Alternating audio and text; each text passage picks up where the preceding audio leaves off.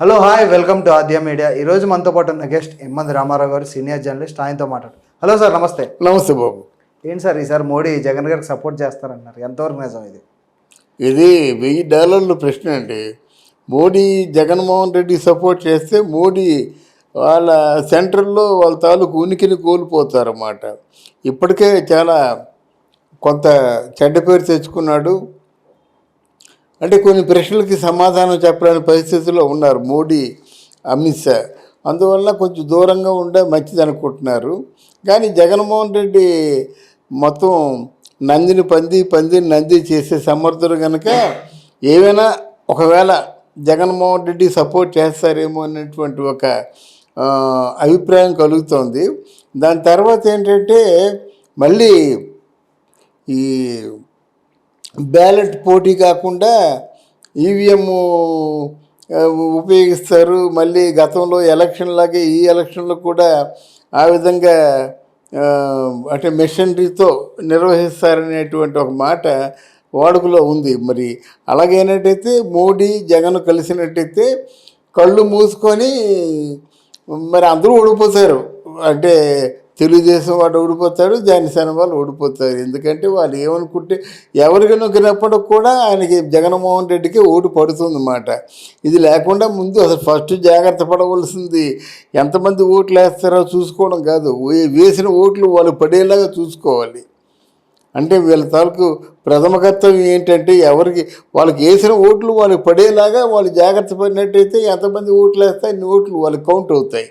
లేదంటే మాత్రం మళ్ళీ ఈ 2019 ఒకసారి రిపీట్ అవుద్ది. అది కాదు సార్, ఇప్పుడు మామూలుగా లాస్ట్ టైం 2019 అప్పుడు ఓటేసినప్పుడు టీడీపీకి ఓటేస్తే వైసీపీకి పడిందంట. నిజం సార్ ఇది? అది అంత నిజమే కదండి. అంతవరకు అందరికీ డౌటే. అయితే కాదంటే ఎలక్షన్ కమిషన్ మన ఇప్పుడు కోర్టులు కానీ ఎలక్షన్ కమిషన్ కానీ ఎవరిని మనం తప్పు పట్టలేము. కానీ ప్రజలకి ఏం కావాలండి? ప్రజావాక్కుని మనం వాళ్ళ ప్రజల తాలూకు అభిప్రాయాల్ని, ప్రజల తాలూకు జనవాక్యాన్ని మనం అంటే దాన్ని అడ్డుకట్ట వేయలేం కదా. మీరు మాట్లాడొద్దు, నోరు మూసుకోండి అని చెప్పలేం కదా. జనవాక్యం వాళ్ళు ఓపెన్గా వాళ్ళు పబ్లిక్ కనుక మాట్లాడతారన్నమాట. ఆ పబ్లిక్ మాట్లాడుకున్న మాటలనే మనం చెప్పుకుంటున్నాం, మన సొంత మాటలు కాదు కదా ఇవి. అది పబ్లిక్ అలాగ అనుకున్నారు. ఇప్పుడు మోడీ గారు నిజంగా సపోర్ట్ చేస్తే జగన్ గారికి రాష్ట్రం ఏమైపోతుంది సార్? రాష్ట్రం ఏమైపోతుందంటే మరి రాష్ట్ర ప్రజలు ఆలోచించాలండి. దీనికి రాష్ట్ర ప్రజలు ఎప్పుడైతే ఆలోచించలేదో సర్వనాశనం అయిపోతుందండి. ఈరోజు వాళ్ళు ఎంత గుళ్ళో చేస్తున్నారంటే ఆ రోజా వీళ్ళందరూ మామూలుగా మాట్లాడుతున్నారు. మాట్లాడితే సింహాచలం ఉంటుంది, శ్రీశైలం ఉంటుంది, చిరంజీవి, పవన్ కళ్యాణ్ అంటుంది. ఏంటో మాటలు. అంతకుముందేమో ఎక్కడో బంజారా హిల్స్లో ఇల్లు కట్టుకున్నప్పుడు మీ అన్నయ్య మీరును అప్పుడు మీ నోట్లో ఏం పెట్టుకున్నారు? హెరిటేజ్ ఐస్ ఫ్రూట్ పెట్టుకున్నారా అంటుంది. మరి ఆవిడే ఐస్ ఫ్రూట్ పెట్టుకుందో తెలియదు. మరి అప్పుడు ఆవిడ సమాధానం చెప్పాలి కదా. ఇప్పుడు ఐస్ ఫ్రూట్లో పెట్టుకోవడం ఆవిడకి అలవాటైన మనిషి అలా ఉండాలి. అంతేగాని మగవాళ్ళు ఏం పెట్టుకుంటారు? ఆడవాళ్ళు ఎక్కువ ఇష్టపడతారు ఐస్ ఫ్రూట్లని. కనుక రోజాకి అలవాటు ప్రకంగా మాట్లాడింది అనుకోవచ్చు మాట. బట్ ఏదేమైనప్పుడు కూడా రాబోయే రోజుల్లో మాత్రం ప్రజలు చాలా ఎలర్ట్గా అంటే చాలా చైతన్యవంతులుగా ఉంటే కానీ వాళ్ళు మళ్ళీ ఆంధ్రప్రదేశ్ని కాపాడుకోలేరు. ఇది దేవుడు చెప్పిన మాట.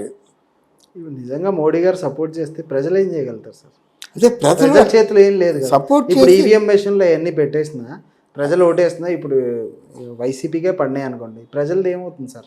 అదే అందుకే నేను చెప్తున్నాను కదా, ముందు మీకు వేసిన ఓట్లు మీకు పడేలా చేసుకోండి. ముందు ఫస్ట్ మీకంటూ వేసిన ఓట్లు ఇప్పుడు సపోజ్ అంటే జనసేన పార్టీకి అని నొక్కాడంటే జనసేన పడేలా చేసుకోవాలి.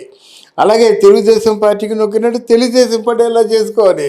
ముందు వాళ్ళు చేయవలసిన పని అది. మీకు వేసిన ఓట్లు మీకు పడేలా చేసుకుంటే అప్పుడు ప్రజలు ఎవరికి వేస్తే వాళ్ళు గెలుస్తారన్నమాట. అలా కాకుండా ఎవరికి వేసినప్పుడు కూడా మన వైఎస్ఆర్ కాంగ్రెస్ పార్టీ గెలిచేలాగా ఉంటే మరి మీరు మామూలు మళ్ళీ ఇంకో 5 సంవత్సరాల మూలలో కూర్చోవడమే. అప్పుడు మనకు ఉన్న ఒక అంగుళం జాగా కూడా మనం మిగలదు. అది మామూలుగా ప్రజలు ఏం చేయగలుగుతారు సార్? ఇప్పుడు మిషన్లో తేడా ఉంటే వీళ్ళు ఏం చేయగలుగుతారు?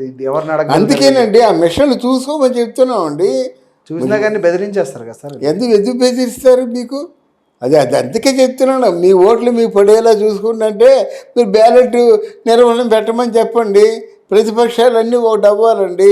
మాకు ఈవీఎంలు వద్దు, మాకు మొర ఇస్తున్నా కనుక బ్యాలెట్ నిర్వహణ, ఆ బ్యాలెట్లో మాకు ఓటు వేయమని చెప్పండి. వాళ్ళు ఆ విధంగా పట్టుపట్టాలండి. పట్టుపోయినట్టయితే ఎవరు బెదిరిస్తారు? ఎందుకు బెదిరిస్తారు? ఎలక్షన్ కమిషన్ ఎందుకు ఉంది? ఇప్పుడు కోర్టులు ఉన్నాయి, ఇంకా కొన్ని ఉన్నాయండి. సుప్రీంకోర్టు ఉందండి, అదే దబాయించాలని వీలు లేదు. అలాగే ఎలక్షన్ కమిషన్ కూడా దబాయించ వీలేదు అన్నమాట. వాళ్ళు ఏదో అలాగ కొట్టుకుపోతున్నారు, కానీ గట్టిగా మనం నిలదీసి అడిగినట్టయితే నోరు మూసుకుని అంటే వాళ్ళు తగిన ఆధారాలు చూపించినట్టయితే ఖచ్చితంగా యాక్షన్ తీసుకోవాల్సిన అవసరం ఎలక్షన్ కమిషన్కి ఉంటుంది. అది ఇప్పుడు ఎలక్షన్ కమిషన్ ఎలా చూస్తారు సార్? ఇప్పుడు అవునండి, వాళ్ళకు కొన్ని ప్రోటోకాల్స్ కొన్ని ఉంటాయండి, వాళ్ళ ప్రకారంగా వాళ్ళు ఫాలో అవ్వాలండి. ఎందుకు ఎలక్షన్ కమిషన్ అంటే మీకు తెలియదు అనుకుంటాను. మీ చిన్నప్పుడు శేషన్ అనే ఒక ఆయన ఉండేవాడు అన్నమాట. మొత్తం ఇండియాలో ఉన్నటువంటి ఇప్పుడు అధికార పక్షాన్ని ఉచ్చబోయించాడన్నమాట. ఆయన కనుసన్నల్లో ఏదైనా నేరస్తుడు కనిపించాడా అనర్హుడుగా ప్రకటించేవాడు అన్నమాట. నిందితులు నేరస్తులు ఎలక్షన్లో నిల్చోరని వీలేదే. ఇప్పుడు ఎంతమంది నిల్చున్నారు? అందరూ నిందితులే. అందరూ వీళ్ళు ఏమంటారు, ఒక ఒక ఒక రౌడీలు లేకపోతే రౌడీ షీట్లు వీళ్ళే కదా ఉంటున్నారు. వాళ్ళకి యాక్షన్లు లేవు, వాళ్ళే డబ్బులు బాగా పెట్టుకుంటారు, వాళ్ళే నించుంటున్నారు ఎలక్షన్లోనూ. దాన్ని ఎవరేం చేయగలరు? ఎవరు ఏం చేయలేరు. అందుకే అందరూ రౌడీ షీట్ల వల్ల ఇలా ఉంటుందన్నమాట. లేకపోతే ఆ బోరగడ్డ అనిల్ కుమార్ ఏమంటాడు, పలానా వాడు అంటే అయ్యన్న పాత్రుడు తిరుగుతూ, ఒరే అయ్యన్న పాత్రుడు నువ్వు ఎక్కడ కనిపించినా నీ గుండు బదులైపోద్ది, ఒక గుద్దుతో చంపేస్తా ఉంటాడు వాడు. వాడిని అంటే తీసుకెళ్ళి అరెస్ట్ చేయొద్దండి. అంటే అంత నిర్లక్ష్యంగా మన రాజ్యం పరిపాలిస్తున్నారన్నమాట స్థానికంగా ఉన్నటువంటి లీడర్లు. ఒక గుద్దుతో చంపేస్తారనే వార్నింగ్ ఇచ్చేవాడిని మరి జనం మధ్యన తిరగనివ్వాలా అంటే ఏమిటి? నువ్వు జగన్మోహన్ రెడ్డికి సపోర్ట్ చేయబట్టి కదా వాడిని అలా క్షమిస్తున్నావు. అలాగే జగన్మోహన్ రెడ్డిని ఒక గుద్దుతో చంపేస్తా ఉన్నట్టయితే వెంటనే అరెస్ట్ చేయరు. అందువల్ల ఇవన్నీ ఎలాగున్నాయంటే కేవలం రౌడీ రాజ్యంలాగా అయిపోయిందండి. పైశాచిక ఆనందం, రాక్షానందం వీళ్ళు ఏంటంటే వాళ్ళు ఆ విధంగా పరిపాలన సాగినట్టయితే ఇంకా సజ్జనులు బతకరు. కళ్ళు మూసుకుని ఇది ఒక బీహార్ అయిపోతుంది అంతే. అప్పుడు ఇక అన్నమో రామచంద్ర అంటారు అన్నమాట. అంతా వాళ్ళ తాలూకు హయాంలో ఉన్నట్టు అంతా వాళ్ళ తాలూకు స్వాధీనంలో ఉంటే వీళ్ళేం చేస్తారు? ఉద్యోగం చేయడానికి ఉద్యోగాలు ఉండవు. ఉన్న 5,000 రూపాయలు చాలవు, ఒకడికే చాలవు 5,000 రూపాయలు. మిగతా కుటుంబాన్ని ఏం పోషిస్తారు? కుటుంబాన్ని పోషించాలంటే లంచాలు గించాలు తీసుకోవాలి, కుటుంబాన్ని పోషించాలంటే దొంగతనాలు చేసుకోవాలి, కుటుంబాన్ని పోషించాలంటే ఆ తెల్లారుజామున వెళ్ళిపోయి ఎవరో పిసికేసి ఆవిని చంపాలి. ఇలాంటివి నేర్చుకోవాలన్నమాట. ఇట్లాంటి క్రిమినల్ యాటిట్యూడ్కి పాటుపడితే కానీ కుటుంబాన్ని పోషించలేరు అన్నమాట. అది శ్రీవారు జగన్మోహన్ రెడ్డి గారు ఆలోచించినట్టయితే బాగుంటుందన్నమాట. లేకపోతే అక్కడ ఉన్న వాళ్ళందరూ ఎలాంటి వాళ్ళండి? ఆ కొడాలి నాని కానీ, పేరు నాని కానీ, రోజా కానీ వీళ్ళందరూ ఎంత దుర్మార్గులు అండి. వీళ్ళకి ఏమైనా ఇంగిత జ్ఞానం ఉందా? ప్రజలనే ఆలోచన వరకు ఉందా?